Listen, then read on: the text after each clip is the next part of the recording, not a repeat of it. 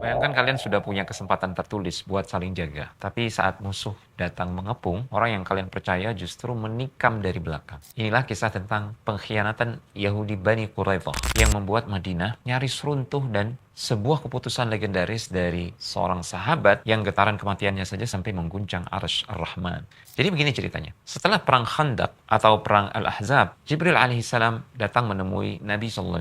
Pesannya tegas, jangan letakkan senjata dulu. Datangi Yahudi Bani Quraidah. Kenapa? Karena mereka sudah melanggar sumpah setia untuk membela Madinah bersama-sama. Dan justru mereka malah berpihak pada musuh yang mengepung Madinah. Akhirnya Rasulullah SAW mengepung mereka. Selama sebulan mereka dikepung. Karena terdesak, mereka akhirnya menyerah. Tapi ogah untuk tunduk pada keputusan Nabi SAW. Nah, plot twistnya, mereka malah minta Sa'ad bin Mu'adz radhiyallahu anhu yang jadi hakimnya. Kenapa? Karena Sa'ad adalah sekutu lama mereka di zaman jahiliyah. Mereka pikir, sama Sa'ad pasti aman, kita pasti dibela. Tapi mereka salah besar.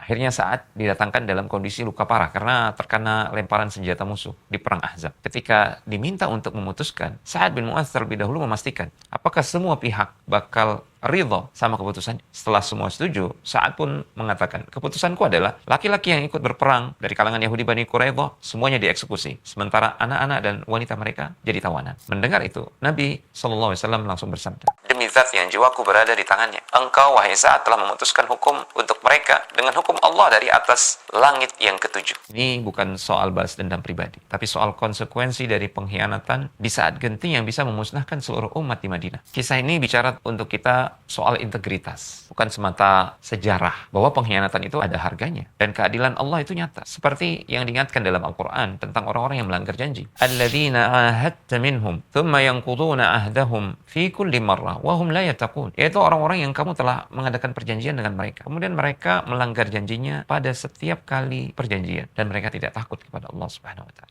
Kita jangan sampai sama dengan mereka, orang-orang Yahudi yang suka melanggar perjanjian. Teman-teman, ada beberapa pelajaran berharga dari kisah ini. Yang pertama, amanah itu mahal banget. Jangan pernah jadi orang yang bermuka dua. Di depan bilang setuju, di belakang malah menusuk. Jadi muslim berarti menjadi orang yang kata-katanya itu bisa dipegang. Kali kamu berkhianat, kepercayaan itu susah banget buat balik lagi. Kedua, jangan berharap orang dalam buat menutupi kesalahan. Bani Quraidah berharap Sa'ad bin Mu'adz bakal membela mereka karena pertemanan lama. Tapi bagi seorang mukmin sejati seperti Sa'ad, kebenaran dan hukum Allah Subhanahu wa taala ada di atas segalanya. Jangan pernah korbankan prinsip hanya demi rasa nggak enak sama teman atau relasi.